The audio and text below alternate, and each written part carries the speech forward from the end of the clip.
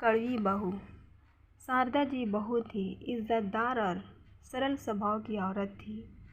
गांव में अपने मकान में वह अकेले ही रहती थी। उनके बेटे बहू शहर में जाकर बस चुके थे, लेकिन उनका उस गांव को छोड़ने का मन नहीं होता था, इसलिए वह वहां अकेली रहती थी। पति की मृत्यु के बाद सब ने उन्हें बहुत समझाया कि वह बेटे बहू के साथ शहर चलकर रहे, लेकिन उन्होंने किसी की एक ना मानी। गांव में इतने साल रहने के बाद एक अजीब सा रिश्ता जो बन गया था। उस गांव से वह रोज़ मंदिर जाती थी।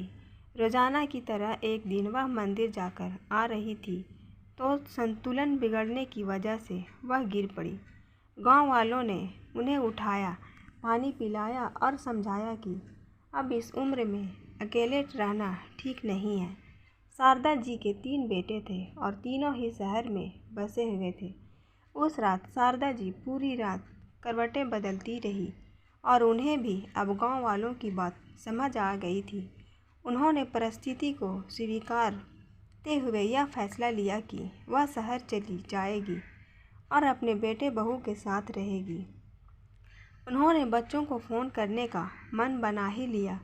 शारदा जी की बड़ी बहू बहुत आज्ञाकारी थी, मंझली बहू मस्त मौला और तीसरी बहू स्वभाव से बहुत कड़वी थी। शारदा जी धार्मिक प्रवृत्ति की थी और कभी भी कोई तीज त्यौहार आता तो पहले से ही तीनों बहुओं को बता देती थी।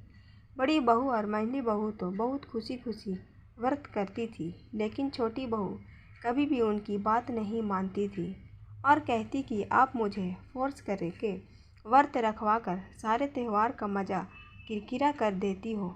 शारदा जी को वह एक आँख नहीं भाती थी और वह उसे हमेशा व्रत जप करने के लिए कहती रहती थी कि शारदा इसके कुछ पाप धुल जाएंगे। दोनों की किसी न किसी बात पर रोज़ बहस हो ही जाती थी।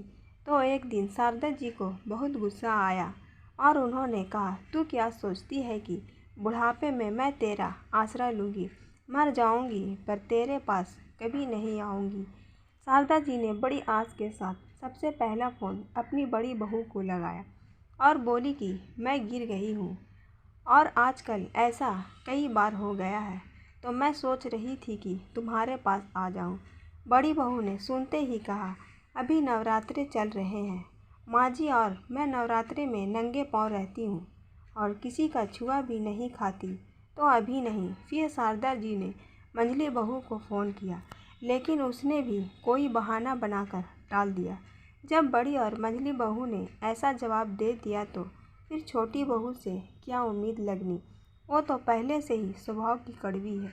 ऐसा सोच शारदा जी अपने आने वाले कठिन समय की कल्पना कर ही रही थी कि अचानक से फ़ोन की घंटी बजी। फ़ोन उठाते ही शारदा जी समझ गई कि कड़वी है।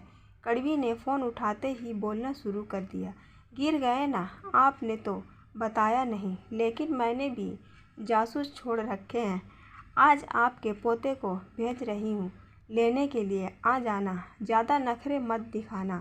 शारदा जी कड़वी की बातें सुनकर हैरान थी और बोली, क्या तुझे मेरी कही बातें याद नहीं हैं?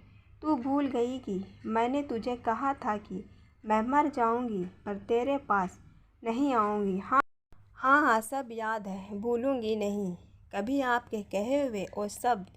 लेकिन आप मुझे नहीं जानते, मैंने तभी यह व्रत लिया था कि इस बुढ़िया को मरने नहीं देना और आज से मेरा व्रत शुरू हो गया है।